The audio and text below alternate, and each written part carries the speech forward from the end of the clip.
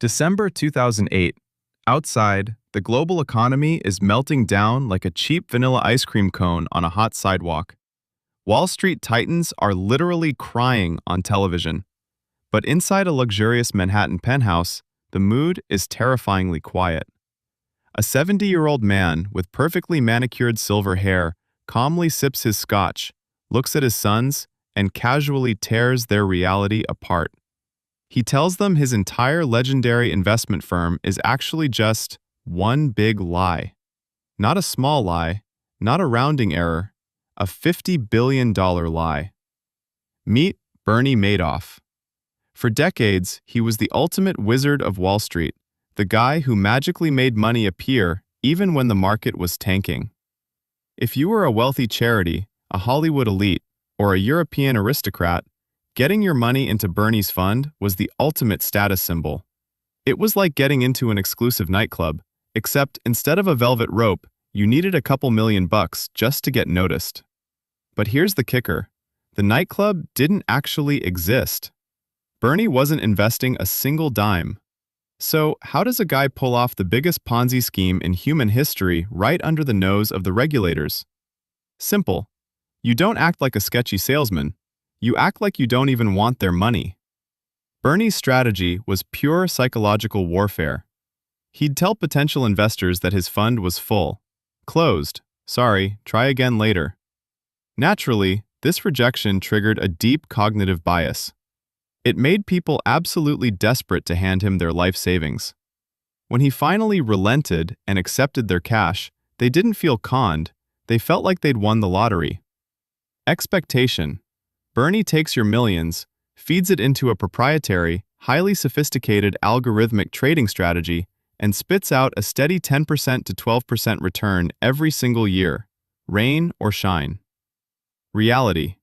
Bernie takes your millions, deposits it into a standard checking account at Chase Bank, and uses it to pay off older investors who want to cash out. It's beautifully low-tech, right? While the world thought he was using cutting-edge financial engineering, Bernie was basically running a giant digital piggy bank. To keep the illusion alive, his tiny office on the 17th floor of the Lipstick Building generated thousands of pages of completely fake trade confirmations. We're talking about a retro operation using old computers and dot matrix printers to fabricate a multi-billion-dollar alternate reality. And the regulators? The SEC actually investigated Bernie multiple times over 2 decades. Each time, our boy Bernie would show them a few binders, flash his charismatic, trustworthy smile, and they'd walk away completely satisfied. At one point, an independent financial analyst named Harry Markopolos literally handed the SEC a detailed mathematical proof showing Bernie's returns were a statistical ghost. It was mathematically impossible. The SEC's reaction? A collective shrug. Why? Because in the dark psychology of a scam, a beautiful lie always beats an ugly truth. People wanted to believe. But a Ponzi scheme is a lot like riding a bicycle on a tightrope. You can look incredibly elegant, but the second you stop moving forward, you're going down hard. Bernie needed a constant, never-ending stream of fresh cash to pay off old investors. Then came 2008. The housing market collapsed. Panic hit Wall Street. Suddenly, wealthy clients weren't looking to invest anymore. They desperately needed to pull their money out to cover their own losses elsewhere.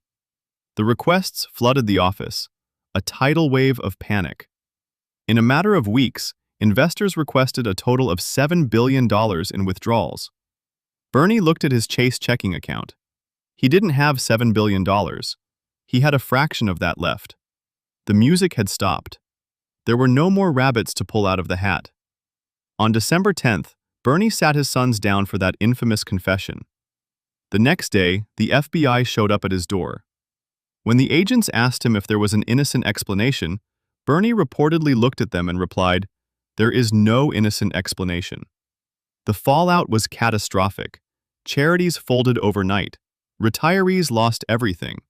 Celebrities who thought they were set for life suddenly had to look for work again. Bernie traded his $7 million Manhattan penthouse for a sterile cell at a medium-security prison in North Carolina. The judge slapped him with a 150-year prison sentence. Because when you steal $50 billion, the justice system generally loses its sense of humor. He spent the rest of his days eating cafeteria food, doing prison chores for pennies an hour, and reportedly dominating the prison yard's black market for hot chocolate. He passed away behind bars in 2021 at the age of 82. You see it now, right?